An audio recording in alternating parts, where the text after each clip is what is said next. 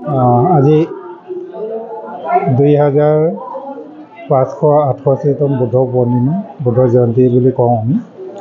এই বুদ্ধ জয়ন্তীটো ভগৱান বুদ্ধই এইটো পূৰ্ণিমাতে জন্ম গ্ৰহণ কৰিছিলে আৰু এইটো পূৰ্ণিমাতে বুদ্ধ পূৰ্ণিমাতে তেখেতে বুদ্ধত্ব জ্ঞান লাভ কৰিছিলে আৰু বুদ্ধ পূৰ্ণিমাৰ দিনাখনেই কুশীনগৰত মহা পৰিনিৰ্বাণ লাভ কৰিছিলে। তিনিটা বিৰল ঘটনাটোক লৈ বিশ্বৰ বৌদ্ধসকলে এই বুদ্ধ পূৰ্ণিমা বুদ্ধ জয়ন্তী হিচাপে উলহ মালহেৰে পালন কৰা হয়।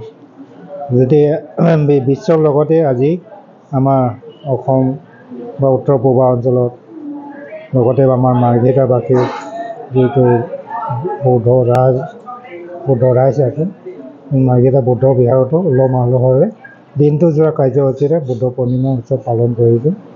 আজি বহুত জেগাৰ পৰা আমাৰ ভক্তবিলাক আহিছে।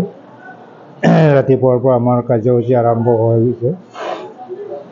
বুদ্ধ পূজা আৰম্ভ কৰি পঞ্চশীল দান দক্ষিণা কৰি আজি দিনটো যোৱা কাৰ্যসূচী ইয়াত পালন কৰা হৈছে। গতিকে গধূলি বিশ্ব শান্তিৰ বাবে হাজাৰ মমবাতি জ্বলাই আমি বিশ্ববাসীৰ শান্তিৰ বাবে মংগলৰ বাবে প্ৰাৰ্থনা কৰিম, সকলো ৰাইজৰ বাবে প্ৰাৰ্থনা কৰিম।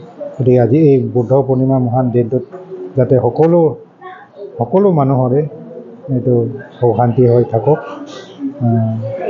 শান্তিৰে জীয়াই থাকক, এয়া আমাৰ কামনা।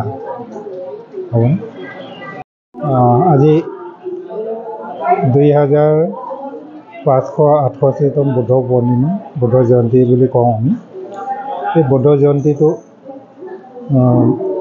ভগৱান বুদ্ধই এইটো পূৰ্ণিমাতে জন্ম গ্ৰহণ কৰিছিলে আৰু এইটো পূৰ্ণিমাতে বুদ্ধ পূৰ্ণিমাতে তেখেতে বুদ্ধত্ব জ্ঞান লাভ কৰিছিলে আৰু বুদ্ধ পূৰ্ণিমাৰ দিনাখনেই কুশীনগৰত মহা পৰিনিৰ্বাণ লাভ কৰিছিলে। তিনিটা বিৰল ঘটনাটোক লৈ বিশ্বৰ বৌদ্ধসকলে এই বুদ্ধ পূৰ্ণিমা বুদ্ধ জয়ন্তী হিচাপে উলহ মালহেৰে পালন কৰা হয়। যেতিয়া বিশ্বৰ লগতে আজি আমাৰ অসম বা উত্তৰ পূৰ্বাঞ্চলত লগতে আমাৰ মাৰ্ঘেৰিটাবাসী যিটো বৌদ্ধ ৰাইজ আছে, মাৰ্ঘেৰিটা বৌদ্ধ বিহাৰতো উলহ মালহেৰে দিনটো যোৱা কাৰ্যসূচীৰে বুদ্ধ পূৰ্ণিমা উৎসৱ পালন কৰিছে।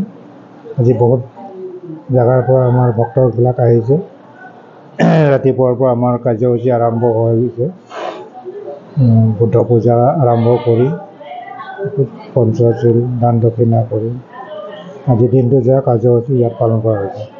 গতিকে গধূলি বিশ্ব শান্তিৰ বাবে হাজাৰ মমবাতি জ্বলাই আমি বিশ্ববাসীৰ শান্তিৰ বাবে মংগলৰ বাবে প্ৰাৰ্থনা কৰিম, সকলো ৰাইজৰ বাবে প্ৰাৰ্থনা কৰিম। গতিকে আজি এই বুদ্ধ পূৰ্ণিমা মহান দিনটোত যাতে সকলো মানুহৰে এইটো শান্তি হৈ থাকক, শান্তিৰে জীয়াই থাকক, এয়া আমাৰ কামনা।